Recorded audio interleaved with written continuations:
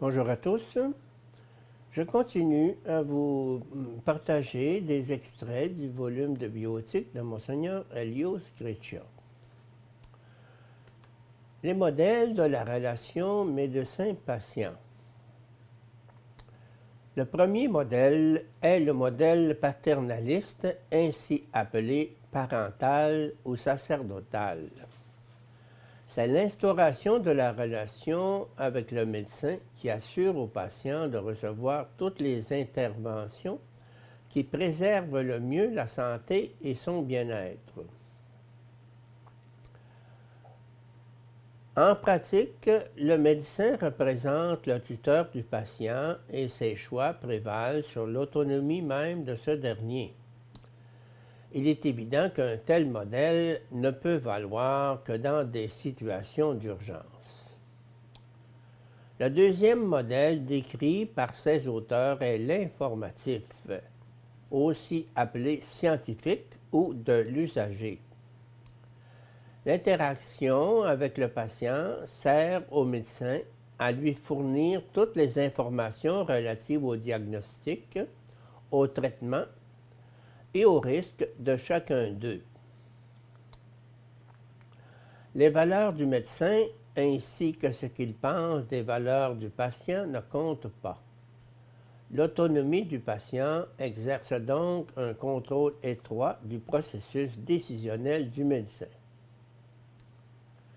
Dans ce modèle informatif, c'est le concept même d'autonomie qui ne tient pas du tout du point de vue philosophique. Le troisième modèle décrit est l'interprétatif.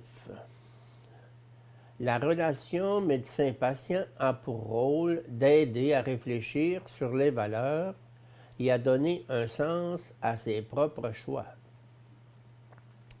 Enfin, dans le quatrième modèle, le délibératif, le médecin doit agir comme un maître ou un grand frère par rapport au patient, en l'informant des aspects cliniques et des valeurs qui sont en jeu pour chaque intervention.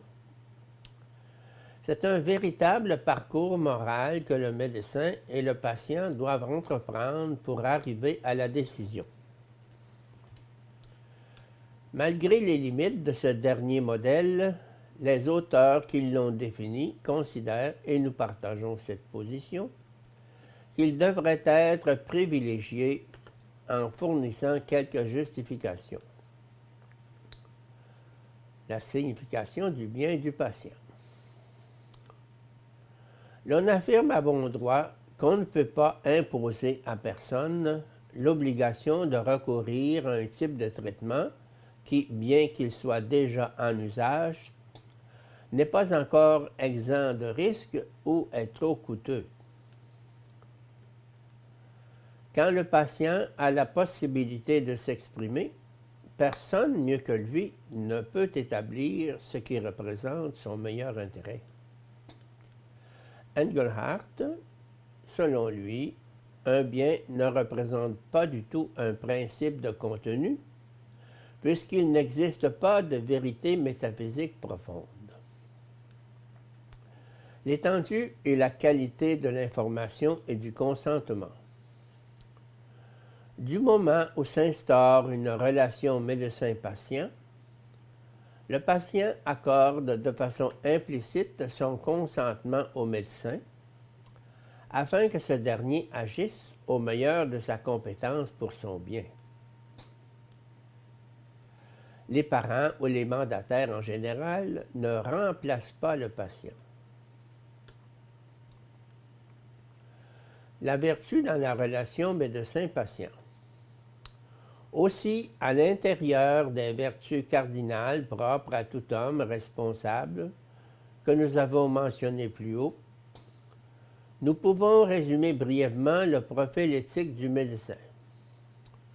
Nous tirons ce concept de ce que le Concile Vatican II propose dans la Constitution pastorale Gaudium et Spes à tous les laïcs engagés dans des réalités temporelles et des responsabilités civiles. On peut donc facilement les énoncer ainsi. la compétence scientifico-professionnelle, la conscience des valeurs, la cohérence du comportement, la collaboration.